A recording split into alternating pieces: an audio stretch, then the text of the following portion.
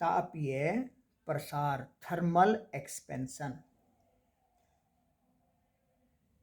ये सामान्य जानकारी है कि किसी भी वस्तु को जब हम गर्म करते हैं, ऊष्मा देते हैं, ऊष्मा जो कि एक तरह की ऊर्जा है जो ताप के अंतर के कारण एक वस्तु में एक जगह से दूसरी जगह या एक पदार्थ से दूसरे पदार्थ में प्रवाहित होती है।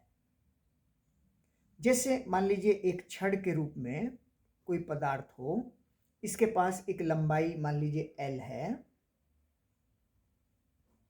हम इसको गर्म करते हैं, मान लीजिए इसका temperature delta T degree centigrade बढ़ा देते हैं। तो क्या होता है, लंबाई L है, लंबाई में छड़ है, इसका मतलब इसकी जो मोटाई है, चौड़ाई है, वो लंबाई के मुकाबले में बहुत कम है।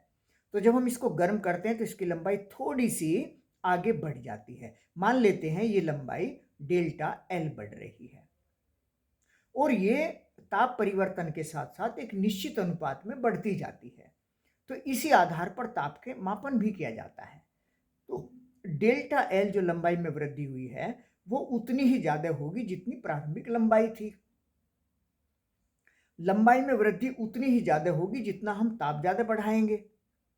तो इन दोनों की अगर हम एक साथ बात करें, डेल्टा L लंबाई में वृद्धि बराबर, ये समानुपाती का निशान हटाएंगे तो एक कांस्टेंट लगा जाता है जिसे अल्फा कहते हैं, L डेल्टा T।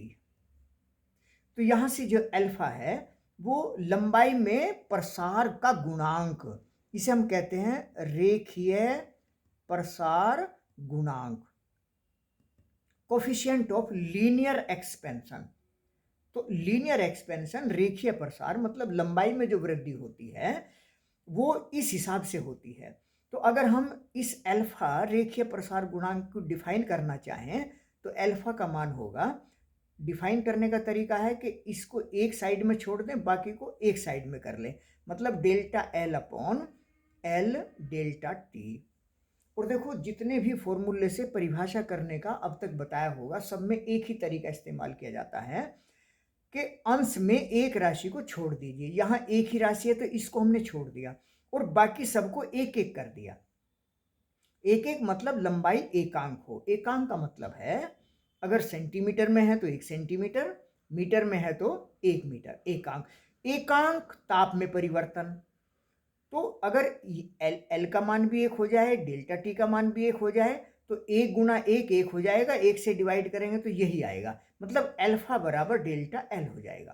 तो रेखीय प्रसार गुणांक डेल्टा L यानी लंबाई में वृद्धि के बराबर हो गया। कब? जबकि पहले से लंबाई एकांक थी और उसके ताप में परिवर्तन हमने एकांक किया।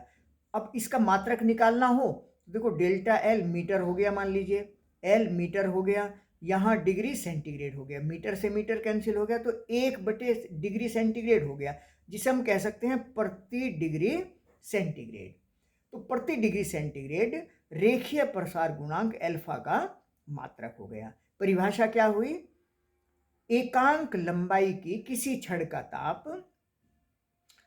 1 डिग्री सेंटीग्रेड या एकांक ताप में परिवर्तन करने पर उसकी लंबाई में जितनी वृद्धि होती है उसी के बराबर होता है उस पदार्थ का रेखीय प्रसार गुणांक। इसी तरीके से मान लीजिए कोई चादर के रूप में है जिसमें कोई लंबाई है, कोई चौड़ाई है, लंबाई भी है, चौड़ाई भी है ना। तो ये क्षेत्रफल, अगर हम इसको ताप में वृद्धि डेल्टा L डेल्टा T मान लीजिए ताप बढ़ाते हैं तो क्या होगा, इसका लंबाई है तो ये लंबाई भी बढ़ेगी, चौड़ाई है तो चौड़ाई भी बढ़ेगी, और इस तरीके से ये लंबाई चौड़ाई जब दोनों बढ़ेंगे तो एक तरह से इसका क्षेत्रफल बढ़ जाएगा, है ना।